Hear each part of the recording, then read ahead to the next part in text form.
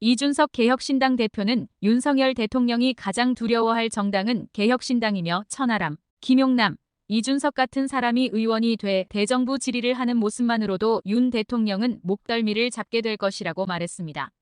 이 대표는 22일 최경영 앵커가 진행하는 스픽스의 정치본색에 출연해 민주당은 과반을 훌쩍 넘는 원내 일당이기는 했지만 제대로 실력을 보여주지 못했다. 그래서 한동훈을 저렇게 키워준 것 아니냐면서 방송 등을 통해 논리와 능력 등을 검증받은 개혁신당 인사들을 주목해달라고 당부했습니다. 이 대표는 김건희 여사 명품 백수수 경우 명백한 범죄 행위이기 때문에 현재 검찰이 수사해서 처벌해야 하는 사안이며 따라서 특검을 거론할 필요조차 없다라고 규정했습니다. 도이치모터스 주가 조작 사건은 공범들이 전부 처벌된 사건임에도 주범에 대한 수사가 전혀 안 되는 만큼 특검을 통해 진상을 규명해야 한다는 주장도 했습니다. 양평고속도로 게이트 경우 국정조사를 먼저 실시한 뒤 미진한 부분은 특검으로 가는 의견을 제시했습니다. 최순실 사태 때 비슷한 과정을 겪었다는 겁니다. 이 대표는 국민의힘이 먼저 국정조사를 받았어야 했다는 의견도 제시했습니다. 이 대표는 현재 정부가 추진 중인 의대 정원 2,000명 증원과 관련 전공의들의 사직서 제출로 의료 대란이 일어나고 있는데 대해서도 정부를 강도 높게 비판했습니다. 의대 증원은 의과대가 없어진 서남대 정원 규모를 전남 지역 의대에 증원해주고 포스텍과 카이스트의 연구 중심 의대를 설립하는 한편 의료계와 논의를 거쳐 200명에서 400명 증원을 하면 의료계를 설득할 수 있다고 봤습니다. 이 정도 증원은 정부와 의료계 사이에서도 공감대를 형성한 사안이라는 겁니다. 그런데도 정부가 2,000명 증원을 밀어붙이는 것은 말도 안 되는 정책이라고 힐난했습니다. 그러면서 이 대표는 약속대련 의혹을 제기했습니다. 정부의 정책에 젊은 의사들 중심으로 반발이 심해 국민 불편이 최고조에 달할 즈음 한동훈 비대위원장이 갈등 조정자를 자임하면서 4,500명 선으로 타협안을 제시하고 정부가 마지못해 이를 받아들여서 총선 승리를 끌어낸다는 것입니다. 이 대표는 만약 이런 시나리오를 구상했다면 국민 지탄을 받는다. 국민 생명과 건강을 볼모로 정치적 이속을 챙기는 나쁜 행위다라고 비판했습니다. 이 대표는 총선이 끝나도 국민의힘과 합칠 가능성은 전혀 없다면서 지금 윤석열 대통령이 하는 정책은 보수가 아니라 우왕좌왕 정책이라고 진단했습니다. 이 대표는 개혁신당의 정체성은 중도 보수이기 때문에 창당 작업이 진행 중인 조국신당과는 지지 기반이 겹치지 않으리라고 내다봤습니다. 조국신당에는 이재명 민주당에 실망한 민주당 지지자들의 표가 갈 것으로 예측했습니다. 이 대표 본인은 현재 67곳의 지역구를 염두에 두고 있으며 가장 우선으로 고려하는 지역은 노원병이라고 말했습니다. 아울러 개혁신당 현역 의원들도 모두 지역구 출마를 목표로 열심히 뛰고 있다면서 윤 대통령이 가장 두려워할 정당인 개혁신당에 대해 지지를 당부했습니다. 이어서 이준석 개혁신당 대표가 22일 최경영 앵커가 진행하는 스픽스의 정치본색에 출연해 개혁신당 현역 의원들이 전원 지역구에 출마한다는 발언 내용을 계속해서 영상으로 보시겠습니다. 그 비례만 가지고 이렇게 쭉 갈 수는 없고 네. 그 대표 스스로도 어딘가에 지금 나오실 거죠. 저는 지역구 출마를 염두에 두고 있습니다. 동탄 서울 이야기가 나오는 게 동탄 이야기는 왜 나오는 거죠? 제가 구형모 저는 화성시장 후보가 네. 저희랑 같이 하고 있는데 네.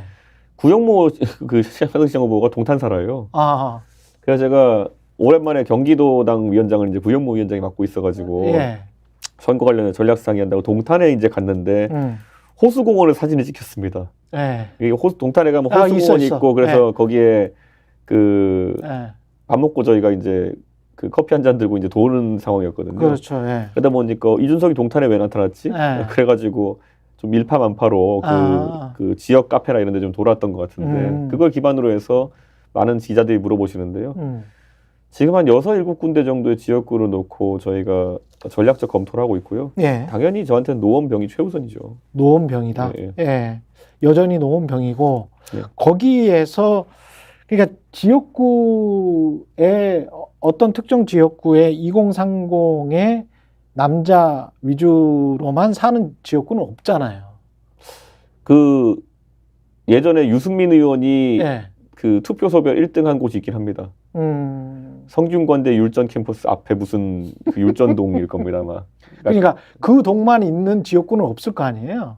그게 그 성대 앞에 그 지역구긴 그렇죠. 합니다. 왜냐하면 아니 근데 그 지역구가 이제 전체 한 동으로만 이루어지지는 않았을 거 아니에요. 근데 만 몇천 명을 전입시켰더라고요. 아, 그때 그래요? 성균관대는 기숙사에 사는 사람들 다 전입시켜. 네. 저희도 이제 이건 제가 전혀 거긴 살펴본 네. 적도 없고요. 네.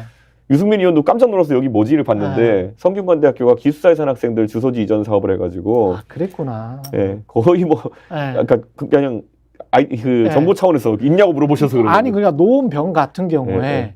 굉장히 제가 보기에 그렇게 쉽지는 않은 지역이에요. 그렇죠. 예. 강북에서도 위쪽으로 가면 갈수록 네. 완전히 이제 저쪽으로 접경 지역이 아니면 민주당한테 좀 유리한 지역들이 원래 많거든요. 유리했기 때문에 제가 3번 떨어진 거 아닙니까? 그렇죠, 그렇죠. 근데 여기에서는 그러면 어떻게 할 겁니까? 만약에 나가신다면. 저는 전공법이죠. 선거라는 것이 뭐 전공법에 다른 방법이 있습니까? 음. 가가지고 뭐 누굴 매수할 것도 아니고 그렇기 때문에 저는 노원병뿐만 아니라 지금 당의 전략적인 판단에 따라 가지고 어려운 선거를 뛰어야 될 운명일 겁니다. 직진하겠다. 네. 직진하겠다. 그러면 개혁신당의 비례대표를 할지 이런 분들은 어떤 분들을 주로 선호하는 겁니까? 공관위원장이 선임되면은 저희는 전문가 위주로 이제 공천하겠다는 생각을 하고 전문가 있습니다. 위주로? 예. 예. 어떤 마음에 두신 분들이나 뭐 들어오고 있는 분들이나 이런 분들이 있어요? 뭐 있지만은 사실 저희가 그 새로운 미래와의 통합을 하겠다고 했던 시점에는 그 인사들을 뭐 제가 알고 있는 분도 있고 또 접촉했던 분도 있지만은 바로 영입 단계까지 갈 수가 없었던 것이 비례대표를 이제 3당이나 아니면 상대적으로 작은 당에서 영입하려 그러면은 예. 어느 정도는 본인의 역할이나 아니면은 그런 당선 가능성에 대해서 확답을 줘야 됩니다. 그런데 이제 새로운 미래랑 함께 있을 때는 그거에 대해 가지고 대화하기 좀 어려운 상황이었죠, 서로. 예. 근데 제가 어제까지 새로운 미래 측에서 계속 이제 저희한테 뭐 기획 파기 아니냐 이렇게 얘기했었잖아요. 근데 뒤에 일련의 절차를 보면은 새로운 미래 측은 파기하거나 하고 싶은 게 명확했다고 보입니다. 바로 민주당 진짜 민주당 하겠다 발표하시고 조기숙 교수 공관위원장 발표했잖아요. 아. 예. 오히려 본인들은 공관위원장 누구 하려고 딱 해놓고 했던 것 같은데 예. 그러니까 저는 약간 의아합니다. 예. 그 지금 현재 현역 의원들 양양자랄지 조홍천, 이원욱, 양정숙 의원 이분들은 다 그러면 지역구를 가세요? 지금 뭐 우리 당의 의원님들은 지역구를 도전하는 것을 선언을 해나가고 있습니다, 하나씩. 아, 그래요? 네. 그리고 이분들한테 어떤 배려하거나 뭐 비례를 주거나 그럴 분들은 없어요? 뭐 그런 구체적인 얘기가 어떤 적은 없습니다. 스픽스는 말하는 언론입니다. 대세는 유튜브, 그중에서 스픽스. 좋아요, 댓글, 구독, 알림 설정. 여러분이 저희를 사랑해 주시고 우리가 여러분을 사랑하는 4가지 방법입니다.